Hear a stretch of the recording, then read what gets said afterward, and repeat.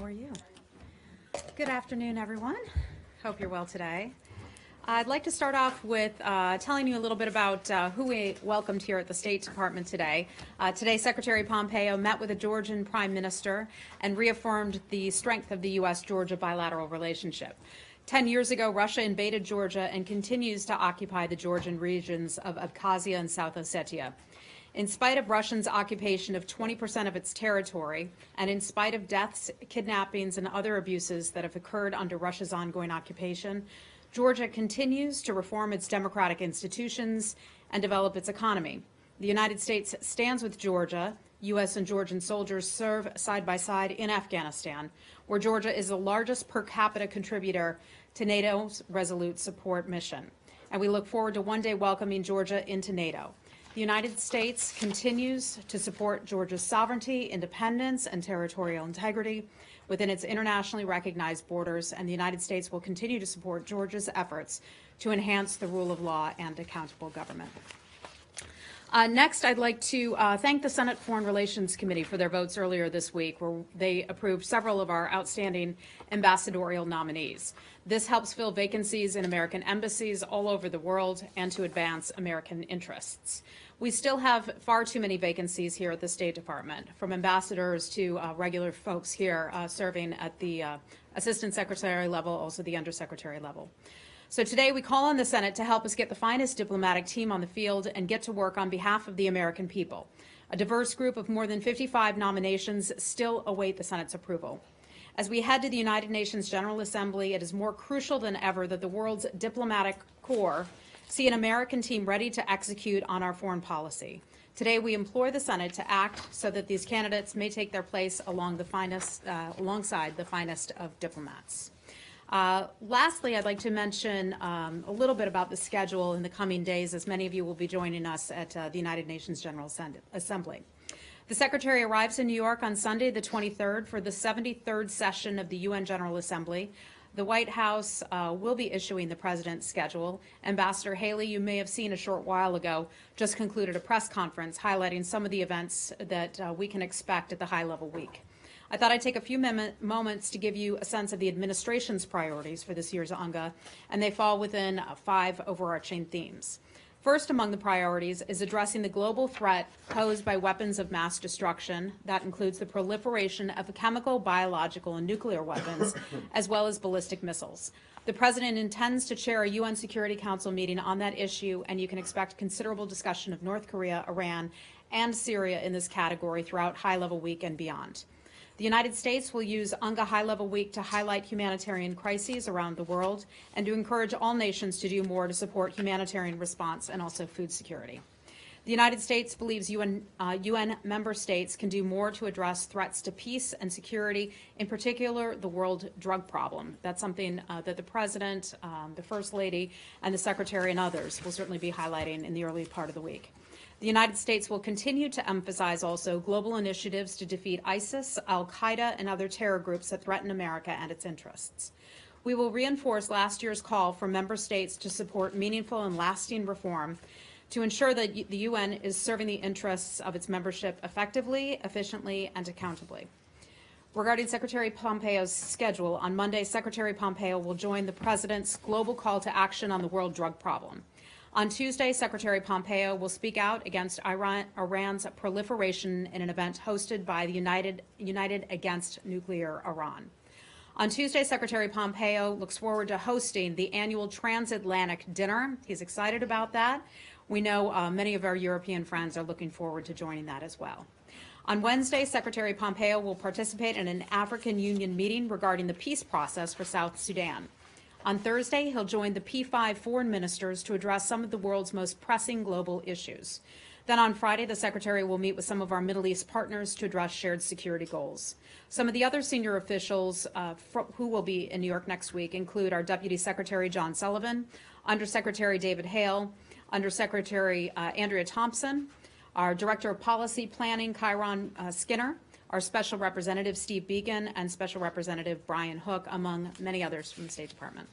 The United States seeks a strong, sovereign, and independent partnership with countries that control their own destinies, and the United Nations General Assembly provides an excellent platform to advance our American interests. And I look forward to seeing you all in New York and talking with you non-stop, I am sure. Be happy to take Probably your questions. more than you want. And I imagine we'll be having a few drinks together as well. So looking forward to that. What was Thursday again? I'm sorry, you weren't going very fast. Let me go back to that. Bear with me 1 second.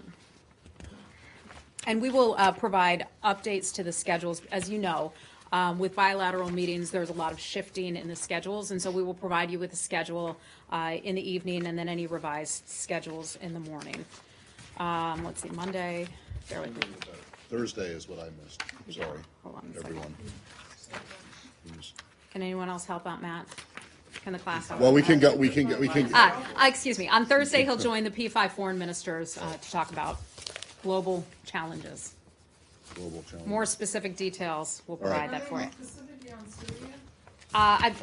Look, you're all going to have a lot of questions. I understand about a lot of these things. Syria will, of course, come up under proliferation, but any side meetings related to that, I just don't have that for you today. Some of these things are still being developed, and we'll provide you updates to the schedule on a daily basis. Well, so I was trying to come up before this with something very profound to ask, but I failed miserably. So, do you know? I realize you to tears. I realize that you don't have his exact schedule for bilats yet, but yesterday in his statement, he said he had asked the North Korean foreign minister to meet with him at some point next week. Do you know, is that going to happen, or is it still not? I'm not asking for a time or a venue. I understand. So an invitation went out. I don't have any updates for you on that. We certainly stand by ready to meet if they're able to. Okay, and then the same goes for Special Representative Began. Do you know, has a date for the proposed Vienna meeting? So that clearly it won't be next week. Steve Began will be in New York with us, and I'm sure looks forward to meeting a lot of you in the coming days and weeks ahead. We don't have anything specific on his schedule with regard to any travel to Vienna, but he stands by ready to travel. Okay. The meeting with the Middle Eastern partners, is that on Wednesday? Is that what you said, Wednesday or Friday? I put it away. Now I have to go back and look. Friday, yes, okay. So, have any bilats been set yet? Oh, yes, we do, but as you know, these things are shifting a lot. Well, that's fine. So we're not ready to announce all the specifics just yet, but we will on a daily basis get you all the information that you need so that you can plan your schedules. Okay. Okay? And Saeed, I'll get back with you on that answer to that question. And then I had one other logistical question, and that is the Tuesday thing, the United Against Nuclear Iran event. That is that's a non-governmental group that was very opposed to the Iran deal. I'm presuming that is not.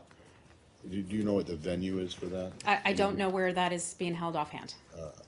Okay. Okay. Leslie, go right ahead. I have a follow-up. So can you give us some kind of insight into what the Secretary's thinking about this next meeting with the North Koreans?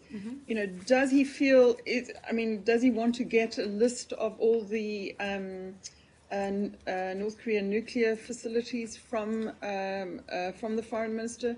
Where does he want to take it? Can you give us some kind of? So I think the first thing that we want to do is get a very fulsome readout that resulted from the meeting between North Korea and South Korea.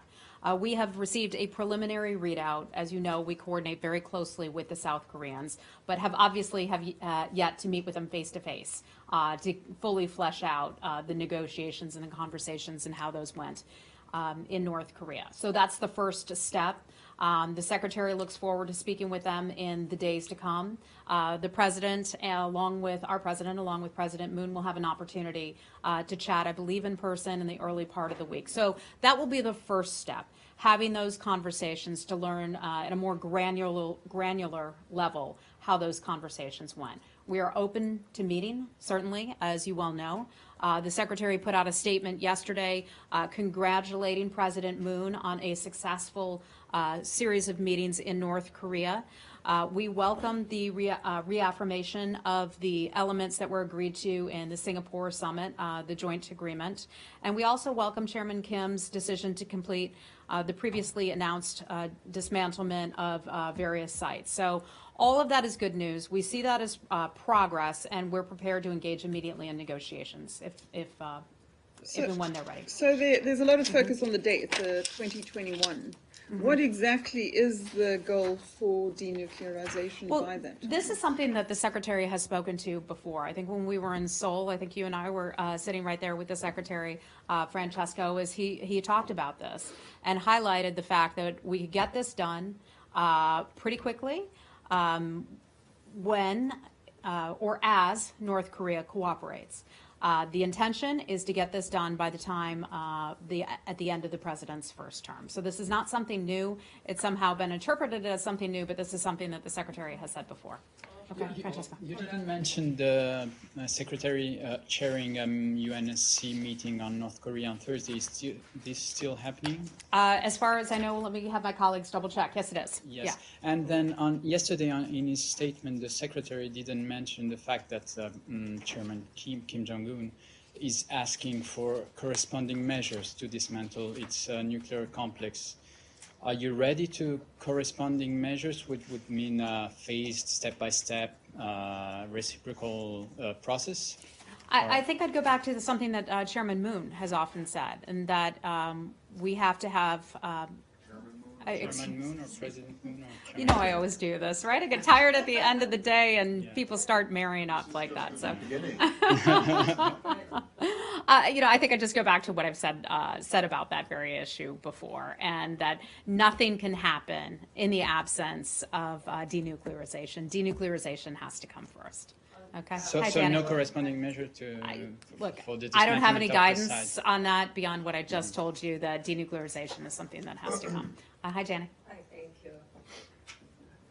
North Korea said that if United States take steps first, they will, destroy or shut down Yongbyon reactors. Do you think this is successfully? Moon say that is, I don't think so. Moon doesn't make any successful denuclearizations meeting with Kim Jong-un. Look, I think any time that we have our government sitting down and talking with their government, that we have President Moon talking with Chairman Kim, it is a step in the right direction. A step in the right direction to start to have regular dialogue.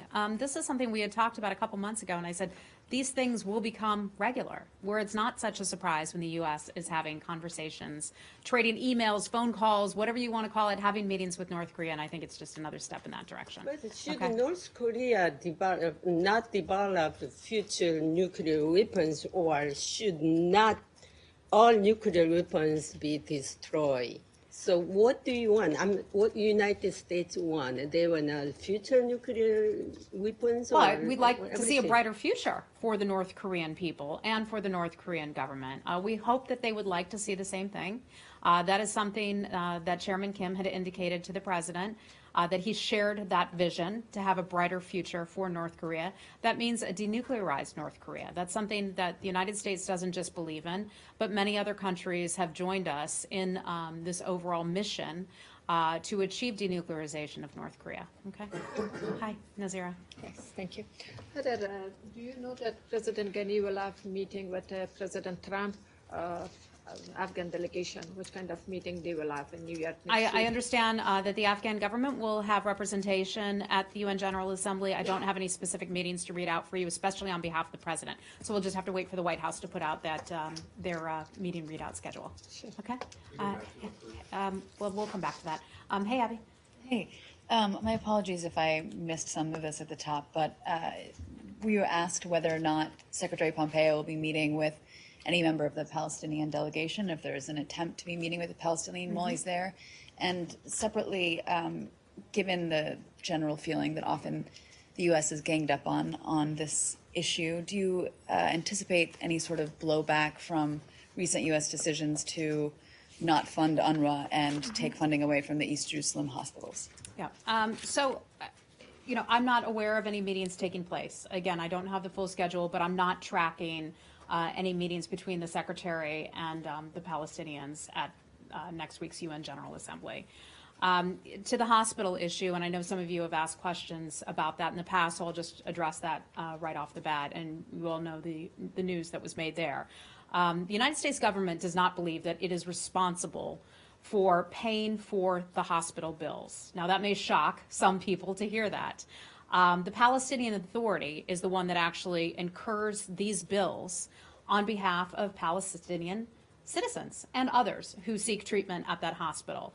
The Palestinian Authority is solely responsible for paying for the treatment of Palestinians in those hospitals. Historically, they have neglected to pay the bills at their hospital of those individuals and other bills related to the hospital. Our funding in the past has generously shored them up. The PA, though, we have seen the Palestinian Authority is prioritizing paying its debts, has failed to prioritize paying its debts, and has instead put money into funding things like payment to the families of terrorists and payment to, as you all are well aware, of the Taylor Force Act, and payment to families of those who have been imprisoned. We think that that is a wrong decision, that the Palestinians should be funding the care of their own people in the hospitals, and that it should not be the responsibility of the United States government to pay those bills when the Palestinians have that money that they could choose to use on their own people, as opposed to funding the families of terrorists and those who are serving in prison. Wait a second, Heather. Are you saying that the Palestinian Authority takes money that it would otherwise be using to pay for medical treatment for Palestinians in the East Jerusalem hospital network, and instead gives that money to the relatives of prisoners and people who have committed anti-Israel acts or 3 words to answer that question. Money is fungible.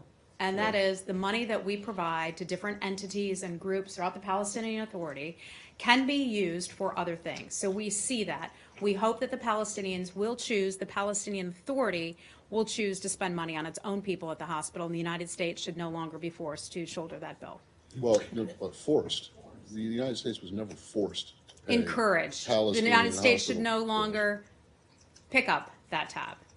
But you did it Yeah. to keep these hospitals funded because you are, as you consistently say, the most generous country on earth. So your argument is that this is not, it is not ungenerous to take away money that No, would be Matt, used that the in- Palestinian Authority could pay these bills on Could their it? own. I mean, do you have the numbers? Do you Could know? pay these bills on their own, but you know what? They're choosing to spend money that goes to the families of terrorists under the Taylor Force Act. That is something that is now established into law. Has someone crunched those numbers? Because the Palestinian Authority doesn't, I mean, it takes in some money, but a lot of money is supposed to be transferred to it by Israel, and that money has been in the past withheld from them. So has someone done the numbers to show that they could actually pick up the money that you cut from the hospital I'm not sure it's network? our responsibility to crunch the numbers to figure out whether or not Well, it kinda they is if have you're enough saying that- money to share in to pay for those hospital bills. The United States has shored them up in the past. The United States government has made the decision at this point to no longer do that. Saeed, I'm sure you have some questions about I this. just have a couple of follow-up. Even in your report on terrorism yesterday, you mentioned that this agreement with Israel paying the prisoners goes way back to 1965. So the Israelis have agreed to this long time ago. You mentioned that. I'm sorry, in the your Israelis report. have agreed I'm to saying what? the payment to prisoners and so on was something that was agreed through international bodies with the Israelis even before the 67 war. Another thing is that on these hospitals, the funding predates the PA. It goes way back before the PA on these particular hospitals. And my question to you is actually on settlement. It's not a topic that you address frequently, but in fact, I know your position. Before we go on to settlements, and I'd be Okay. happy to address that, I just want to highlight something, and that we have heard reports that the Palestinian Authority has said that it will pay money to the family of the man who murdered an American citizen, Ari Fold. We've heard that report. We are looking into that. While I'm at it, because we've not talked about it this briefing, let me add that we're deeply saddened by the loss of this American citizen, and our condolences go out to his family and also his friends. I want to make clear that we condemn the Palestinian Authority payments to the families of prisoners of convicted terrorists and deceased Palestinians, and we strongly oppose any program that incentivizes those acts of violence and terror. And let me remind folks that law, the Taylor Force Act, became law and was a bipartisan law, and that is something we continue to stand behind. No, we understand this. Yeah. That you just said that you've seen reports and you're looking into it, that Yep. they will pay the perpetrator, the killer of this guy. But both Ambassador Friedman and Jason Greenblatt have said that they have condemned this payment as if it was confirmed and had already happened. So are you trying to walk that confirmation back? Not in the least. at I all? just haven't seen their tweets. I'm sorry. I just haven't seen that today. Okay. Let me ask in you on terms the of settlements, settlements, your because question? this is an issue that, that can be discussed at length, the payments and so on, because they're paying the families. They're not paying the person, the perpetrators. A lot of them have children and so on. They have nothing to do with that decision. That's You don't something see that for happening you. in the United I States. understand. That's not a normal thing to Okay, do. but- It's not a but you normal. know- It's not a right thing to do to pay the families of those who have murdered innocent people. I mean, that's something that the United States government, on a bipartisan level, passed a law against. It has bipartisan support. I mean, I understand your condemnation. Yeah. I understand your feeling, but the day before, 2 Palestinian children, 112 and 114, were gunned down in Gaza. Were you aware of that? I was not aware of that. I okay. don't have any All right. information on that for you. Yeah. I wanted to ask you about the settlements. I know it is not a topic that we discuss often because you guys say our position on the settlements is well known. But I want to bring your attention to the fact that this administration has not in any way expressed outrage on the settlement activities that is just going crazy. Every day, there's not a day that goes by without expropriating land, without throwing Palestinians out of their land, without taking land and so on, establishing outposts and so on. You don't even express any outrage, or you don't call on the Israelis to stop. Are you planning to as a show of goodwill, considering this is the time of high tensions between Palestinians and Americans, to show that America does stand by its principles and does consider these settlements to be illegal? Saeed, I'll say it one more time, and that is that the Israelis have assured the president that they will take his concerns into consideration regarding settlements. They've assured the president of that. Unrestrained settlement activity does not advance the prospects for peace. We've been clear about that. Peace will not be easy. We all know that very well, and it will take some time, but we're ready to sit down and help facilitate those talks when the parties are ready. Okay? Hey, Lori. Hi. Britain's ambassador to Iraq tweeted that he had met with the Iranian ambassador about forming the next Iraqi government. And Baghdad responded with a mild statement that it was surprised. What is your view of meeting with the Iranian ambassador on the next Iraqi government? Yeah, I can't confirm that meeting took place, so I'd have to refer you both to the British government and to the Iraqi government about that alleged meeting. But I can tell you, overall, we wouldn't have any comment on that without having heard more from them. I'll send you his tweet. Okay, thank you. And another question. The KRG's Joint Crisis Coordination Center has issued an urgent appeal for refugee support. There are still 1.5 million refugees in Kurdistan. The promised aid hasn't arrived, and refugees returning to the region outnumber those going home. I know we discussed U.S. aid to Iraq, we discussed the U.S. aid to the Palestinians, but given that the UNGA is next week, and given this urgent appeal and the burden of the refugees being supported by the Kurdistan region, would you consider doing more to help out in this problem of refugee support, or at least pressing your allies to do so? I think we've demonstrated very well our commitment to the Iraqi people. I can't forecast anything that may or may not happen in the future, or what decisions or policy decisions might be made. But we've given more than $1.7 billion in humanitarian aid since 2014 to the Iraqi people through various programs there. But I just don't have any information about that specific program that you were asking about. I'm not even sure if the United States government funds the program that you're referring to. But the refugees tend to concentrate in the Kurdistan region because it is a more hospitable environment, because the fighting's been up there. And this is 1.5 million out of an indigenous population of 6 million. It's a quarter of a 25% increase in the normal population. they're saying we can't cope with this anymore. Lori, I'll take a look at it and see if there's anything in additional that could be in the works, and I'll let you know if I do have something for you. Hi, Lala. Wait, let me just get some other people. Hold on. With Iraq? Yeah, go ahead. Actually, I have also a follow-up on the Palestinian, but on Iraq. There are some reports in the Arab media circulating that actually the State Department has informed the Iraqi government that it will be held responsible for an attack by Shiite militias in Iraq on any American targets.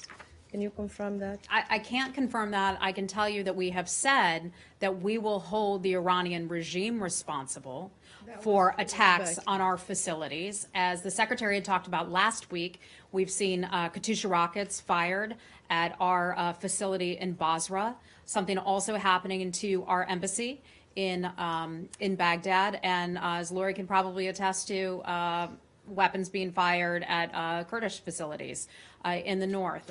We recognize that Iran continues to be a destabilizing element in the region. They continue to try to attack other governments and individuals through their proxy militias. We will hold them responsible for any loss of American life. I just want to be clear about that. Sure. But the difference is already, you spoke to that, and there is a congressional bill actually to support that. But I'm talking specifically about if there's any warning to the Iraqi government, not to the Iranian, not to the... If any what? Any warning to the Iraqi government the that Iraqi they government. will be held responsible. And We closely coordinate with the Iraqi to government. sanction. We have a terrific relationship with the Iraqi government. I don't have anything specific for you on that particular issue, whether or not we've had any conversations with them in that regard. I just don't have any information on that. And on the Palestinian issue, since you don't have the numbers of how much the PA pays for the families who's been involved in I think I'd ask the Palestinian Authority that question. Yeah, but I'm just saying to you now, because I'm asking you, Yeah. not the Palestinian Authority, that if you don't have the number, and you have the number for how much money that's spent on hospitals, which reaches to the millions, where my understanding that the money that's spent on the Palestinian Authority to the families in their thousands, is this, how do you respond to accusation that the decision was politically motivated to pressure the Palestinian Authority to accept any deal, because this has been paid for during many administrations before, and it's only now you decided to take this Yes, action? it has been paid by administrations before, and this is a relatively new administration that has the right to look at U.S. policy and also where the United States chooses to spend its money and where its resources can best be used. And this was one of the situations where the United States government took a look at that money, how that money was being spent. And I know some of you disagree with the decision, but we felt that the money could be better spent elsewhere, and the Palestinian Authority should pick up the tab for its own folks at a hospital, at the hospital there. Okay? It's not for us to agree or disagree with the decision of the government. It's for us to report on what the decision is. Yeah. So where is the money being better spent? Where's that money for the hospitals? Other regional priorities, Matt.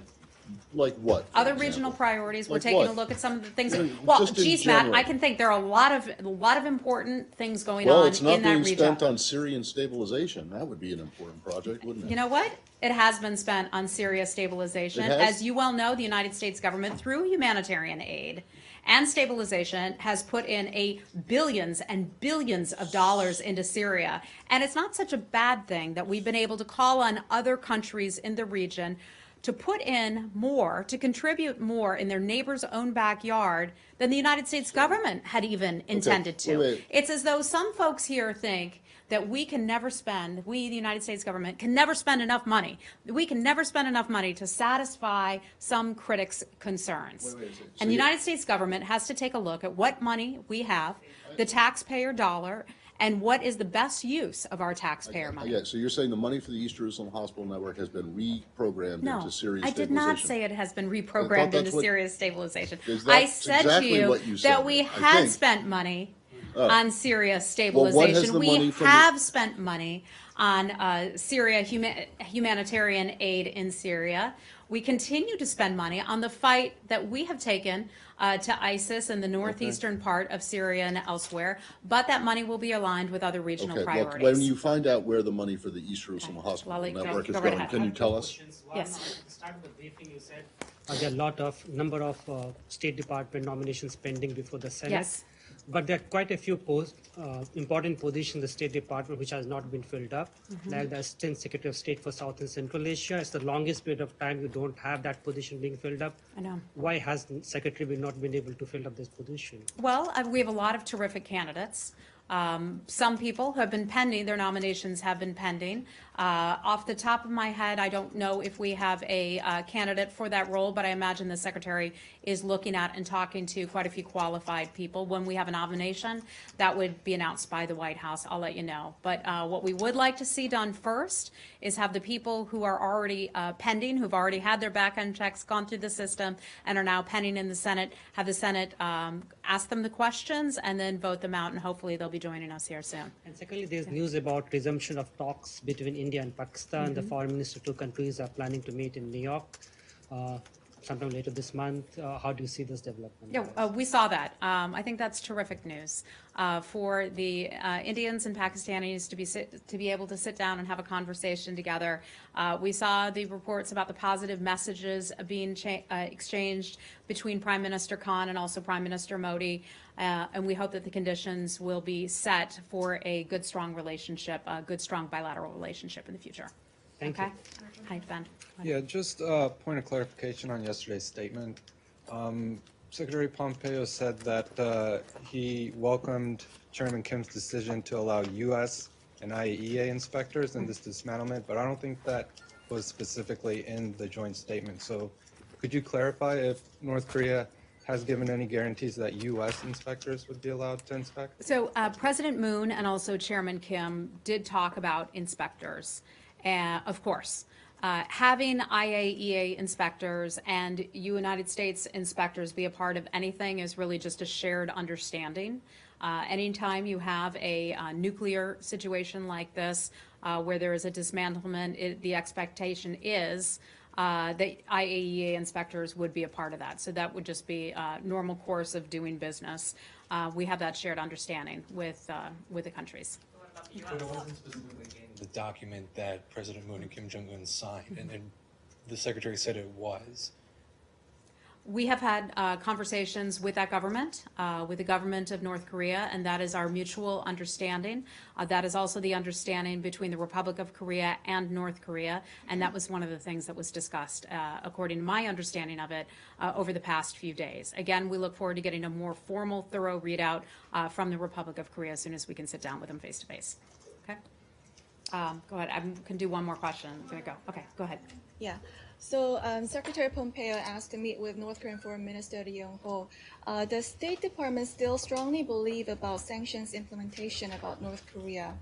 What about sanctions implementation? About the need for stronger sanctions implementation on North Korea. Without a doubt, and it's not just the United States that wants to see strong sanctions enforcement. Sanctions must continue to be enforced. That is something that the Secretary and Ambassador Haley addressed about 2 months ago when they were in New York together. It's something Ambassador Haley addressed just earlier this week, and there are certain governments that are trying to skirt sanctions, and they should not be doing that. In order to get to the denuclearization of North Korea, sanctions must be enforced. We cannot let our foot off the gas. Okay. Hi, how are you? A question about Egypt as we're going into the GA. Mahmoud Hussein, an Al Jazeera journalist, continues to be detained in Egypt without trial. Abdullah Shami was sentenced in absentia to 15 years a few days ago. And that's just part of a larger picture of human and press rights in Egypt as decried by human rights and press freedom organizations. How prominently does the issue of press freedom and human rights in Egypt, how prominently does it feature on your radar as you go into talks at the UN? Mm-hmm. Well, human rights issues and press freedoms are always something that we raise, not only in our bilateral relationship with many governments around the world, but also in our human rights reports. And so that is something that is documented there. We've followed the case of your colleague, your journalist, who has been sentenced. We remain deeply concerned by the human rights situation in Egypt, including restrictions on freedom of expression, association, and also peaceful assembly. We've raised and we will continue to raise that issue with the government of Egypt as we seek to highlight the importance of press freedom and human rights in many countries, including Egypt.